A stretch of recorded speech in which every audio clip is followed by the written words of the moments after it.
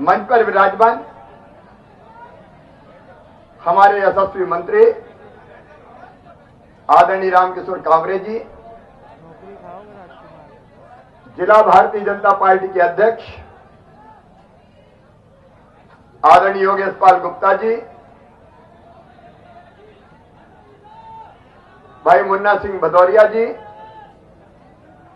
आदरणीय राजेंद्र जी, बच्चूलाल गुप्ता जी, मुन्ना सिंह तोमर जी, आदरणीय दद्दू प्यारे सिंह जी, हमारे विधायक शिवनारायण सिंह जी, वरिष्ठ नेता हमारे गजेंद्र सिंह तोमर जी,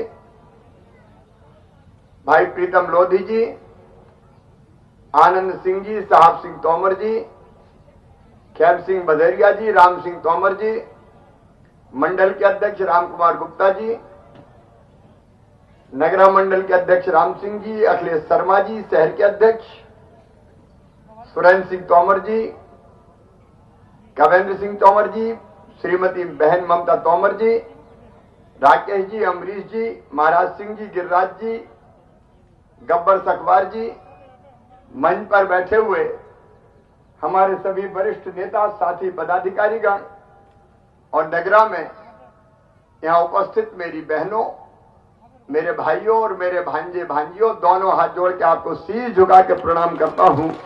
आप सबको नमस्कार करता हूं। ये चंबल की पवित्र भूमि है और मुझे गर्व है कि इसी धरती पर मेरे मित्र नरेंद्र सिंह तोमर ने भी जन्म लिया है।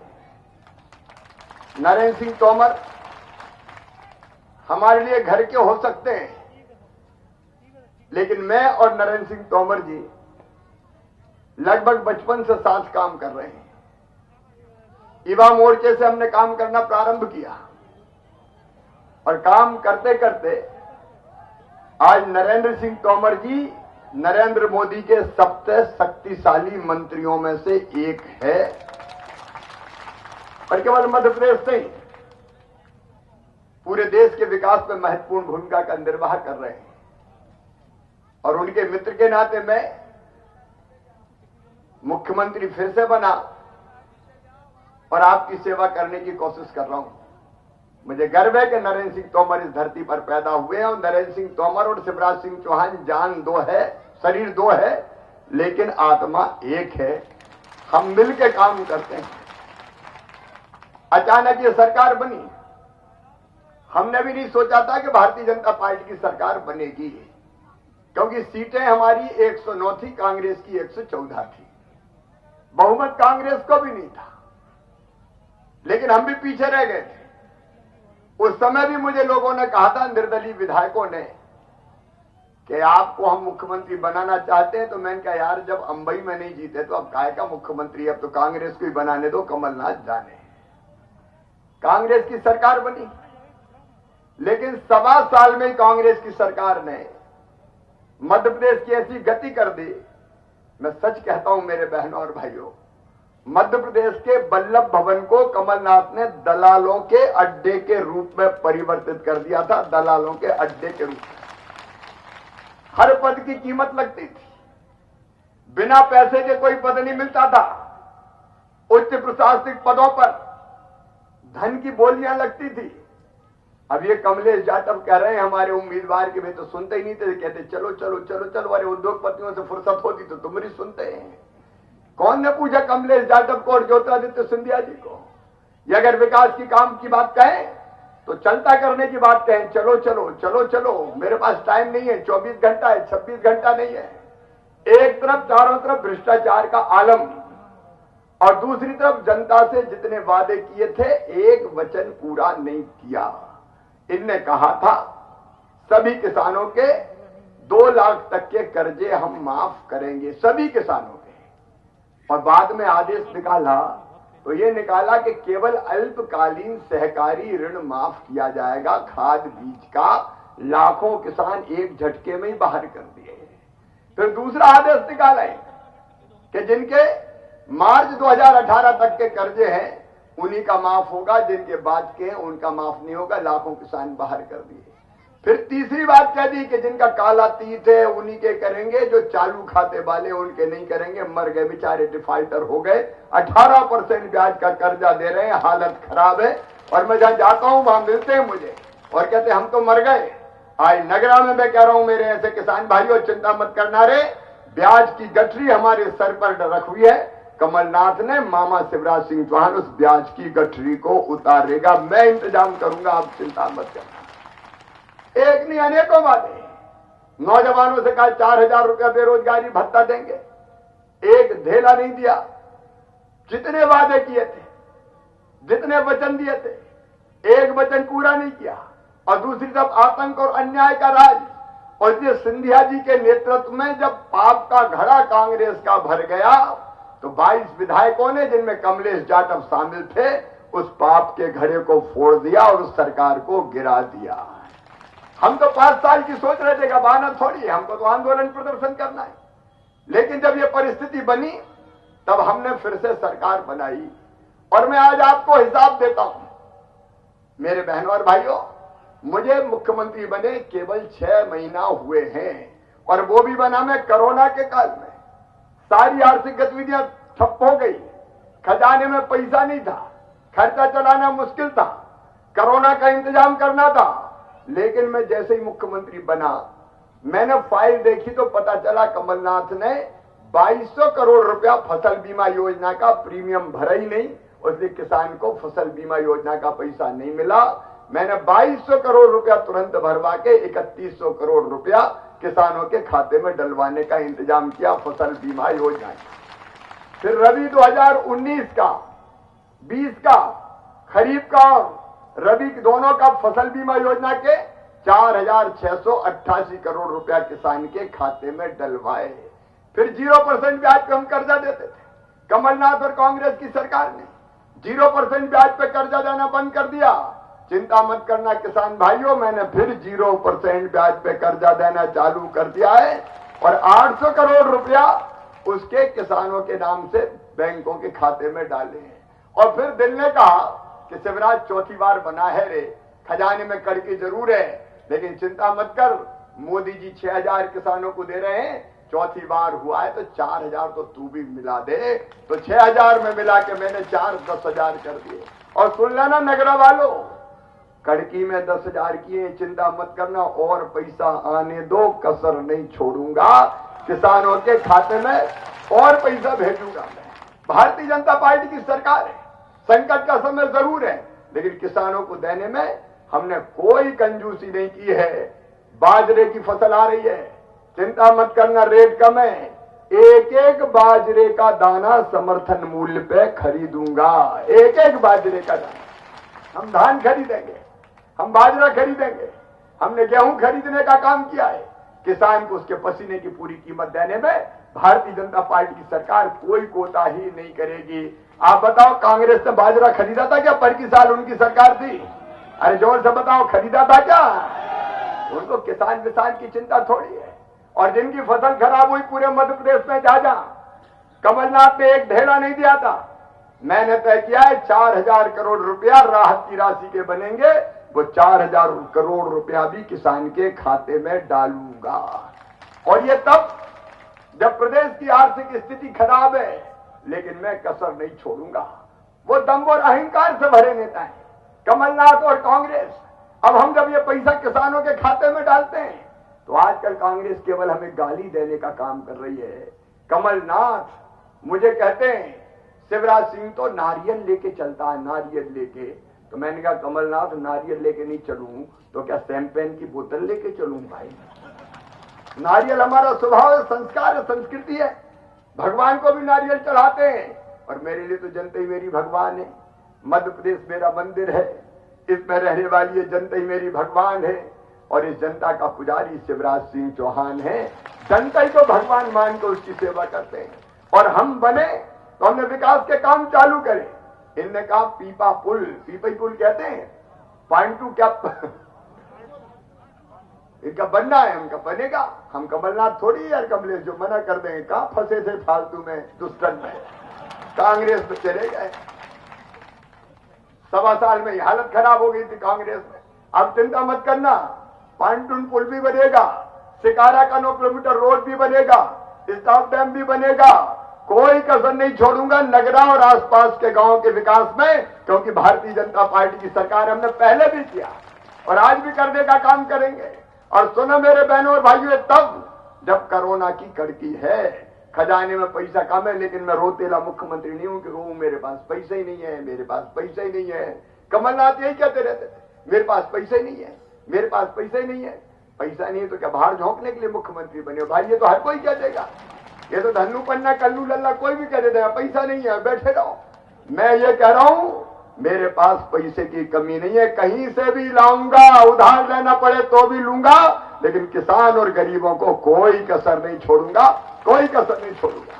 और जब हमें विकास के काम कर रहे हैं, जब विकास के काम करते हैं तो नारियल भी फोड़ते हैं, तो नारियल लेके चलते हैं। तुम्हारी किस्मत फूटी थी, तुम्हारी किस्मत में नहीं था नारियल फोड़ना, क्योंकि तुमने कोई काम किया ही नहीं विकास के। तो शिवराज सिंह चौहान क्या करें? फिर कहते हैं शिवराज सिंह चौहान नालायक है। नगरा वालों, हम आपको नालायक लगते हैं क्या?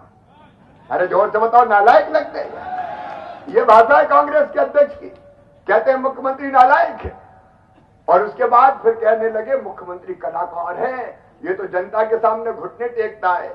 ए कमलनाथ, तू अहंकारी होगा, मैं मेरी जनता का सेवक हूं, एक बार नहीं 1000 बार घुटने टेक के मेरी जनता को प्रणाम करूंगा, क्योंकि जनता की सेवा के लिए हम राजनीति करते हैं। तुमने कभी झुकना नहीं सीखा। कौन सी माटी से तुम आए हुई हो तो बताओ। फिर मुझे एक कलाकार है, कलाकार, और कलाकार भी कैसा? बोले शाहरुख खान जैसा। मैं इनका मैं शाहरुख खान और सलमान खान लगता हूं। मैं इनका कमलनाथ, एक बात समझ में नहीं आती, आपको शाहरुख खान, सलमान खान, कैटरीना कैफ, जैकलीन फर्नांडिस यही क्यों याद आते हैं?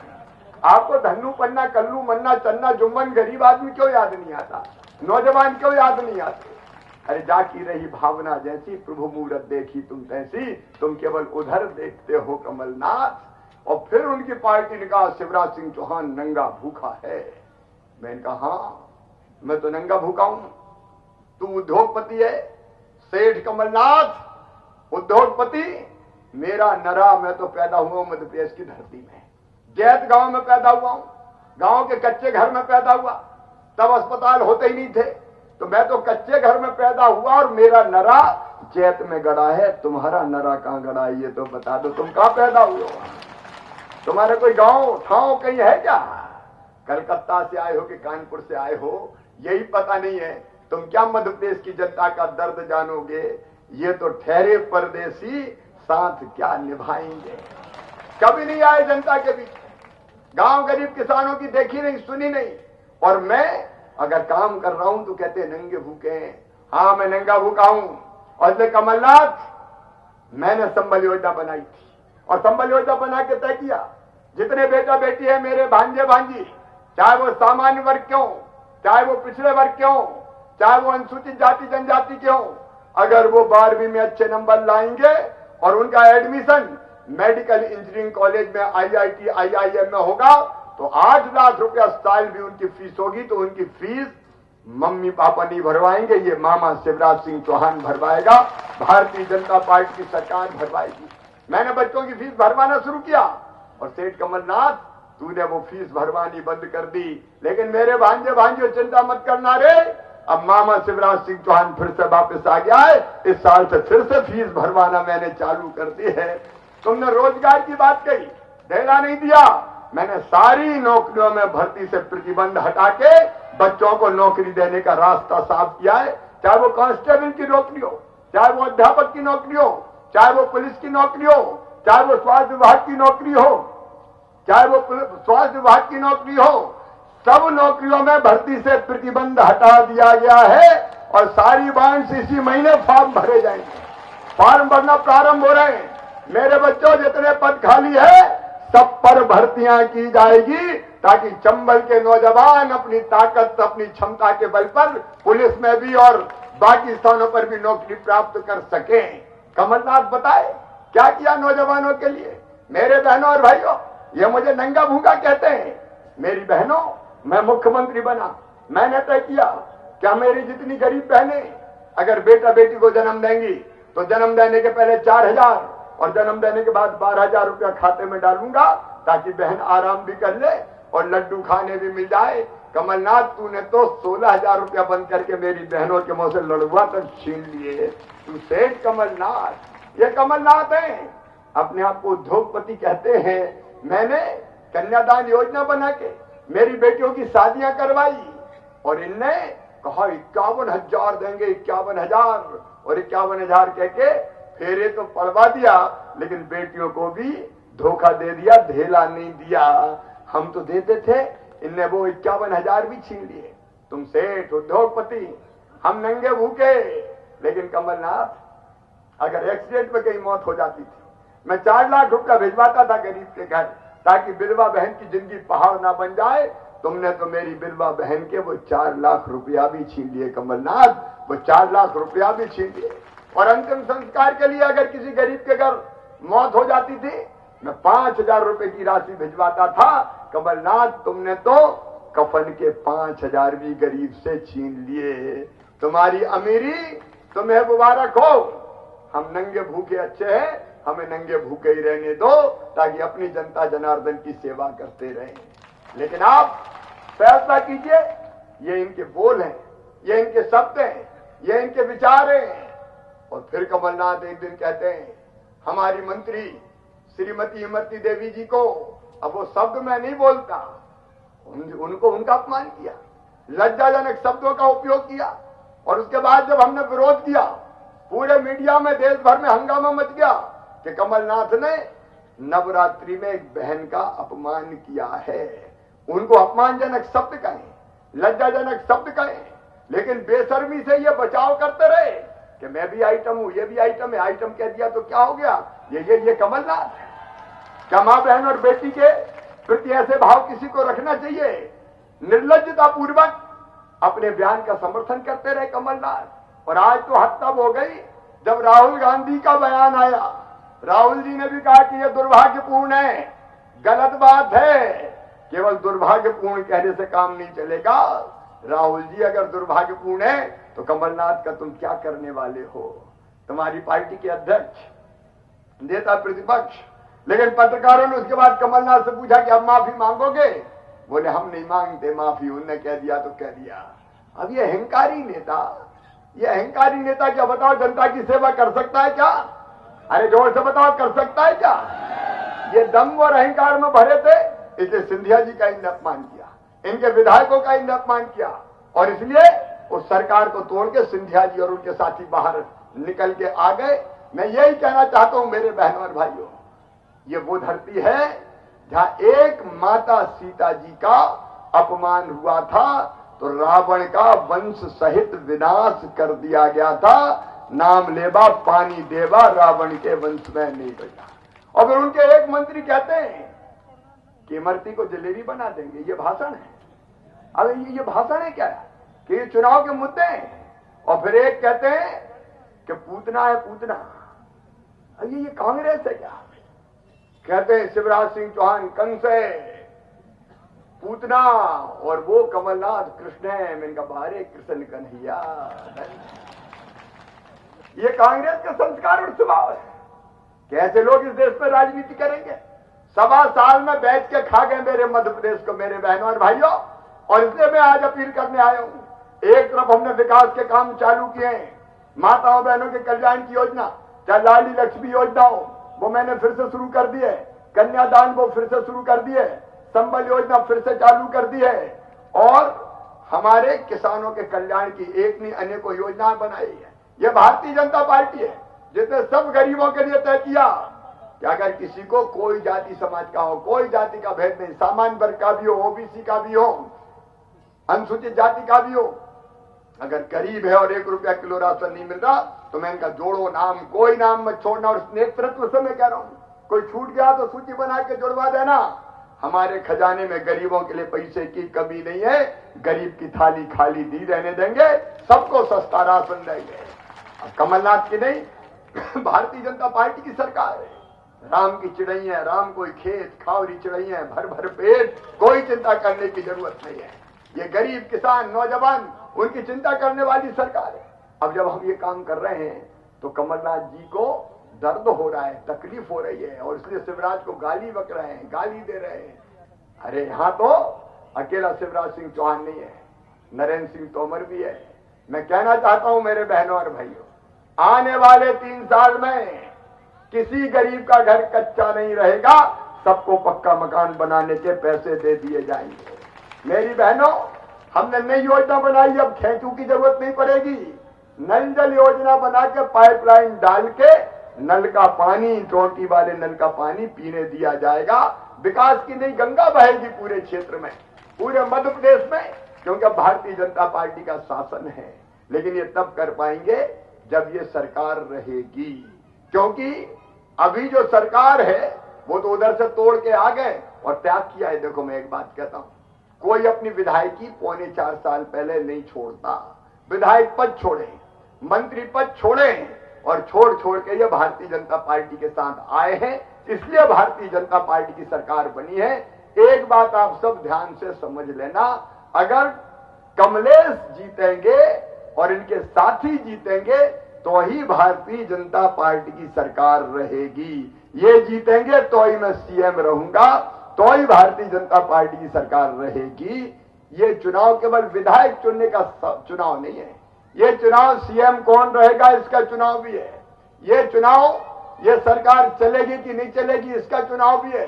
और इसलिए मेरी प्रार्थना है, इस चुनाव को हल्के में मत लेना, पूरी गंभीरता से लेना।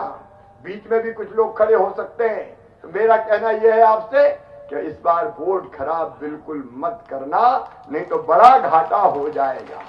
और इसलिए मैं तो ये भी कहता हूं कि ये तो माननीय तोमर जी के भी इज्जत का और प्रतिष्ठा का चुनाव है। उनका गांव तो इसी क्षेत्र में आता है, ओरछा के पास यही है। आप जरा कल्पना करके देखो कि जहीं अगर नहीं जीते तो मोदी जी के बगल में बैठने वाले नरेंद्र सिंह तोमर जी की प्रतिष्ठा का क्या होगा, शिवराज सिंह चौहान की प्रतिष्ठा का क्या होगा। और इसलिए मैं आपसे निवेदन करने आया हूं, ये आपके मान सम्मान का भी चुनाव है, इसलिए इस बार कोई चूक ना हो, कमल के फूल की बटन दबे। कमलेश जाटव जी, आप इस नेतृत्व को मैं आपको आश्वस्त करना चाहता हूं कि जो काम आप बताओगे उन कामों को करने में मैं देर नहीं लगाऊंगा। मैंने पहले ही कह दिया, मेरे पास पैसे की कमी नहीं है, मैं कहीं से लाऊं। अभी मैं उधार ले रहा हूं, साफ बता रहा हूं, क्योंकि मुझे किसान के खाते में डालने थे, गरीबों का भला करना था। कोरोना में पैसा नहीं थे, कांग्रेस के लिए उधार ले रहा है, मैंने कहा लूंगा, 101 बार लूंगा, तुमको काहे को तकलीफ हो रही है, आज उधार लेके बांटूंगा, कल कोरोना खत्म हो जाएगा तो फिर पैसा आएंगे तो फिर चुका दूंगा। कोई आज बैठ जाऊं मैं रोते हुए कि मेरे पास पैसा नहीं है। मैं विकास के लिए भी धन की कमी नहीं आने दूंगा। आप सबसे मेरी प्रार्थना है कि आप कोई कसर ना छोड़े, कमल के फूल की बटन दबा के कमलेश जाटव जी को विजयी बनाए। कमलेश जाटव की जीत शिवराज सिंह चौहान की जीत होगी, नरेंद्र सिंह तोमर की जीत होगी, ज्योतिरादित्य सिंधिया जी की जीत होगी, आप सबकी जीत होगी। छोटी मोटी नाराजगी हो तो उसको थूक देना। उसके लिए मैं आपसे प्रार्थना करता हूं कि 1.25 साल में कोई कसर रह गई हो तो मैं भी आज के शिवराज सिंह चौहान पूरी कर देगा। मैं कोई कसर नहीं छोड़ूंगा तोमर जी के साथ मिलकर। इसलिए आपका आशीर्वाद भारतीय जनता पार्टी को दीजिए, शिवराज को दीजिए, नरेंद्र सिंह तोमर को दीजिए, कमलेश जाटव को दीजिए। बोलिए आप सब तैयार हैं? अरे जोर से हो जाए, तैयार हैं? भारतीय जनता पार्टी को जिताएंगे तो मेरे साथ दोनों हाथ ऊपर उठा के, दोनों मुट्ठी बांध के भारत माता की जय बोल के भारतीय जनता पार्टी को जिताने का संकल्प ले। बोलिए भारत माता की, भारत माता की, भारत माता की।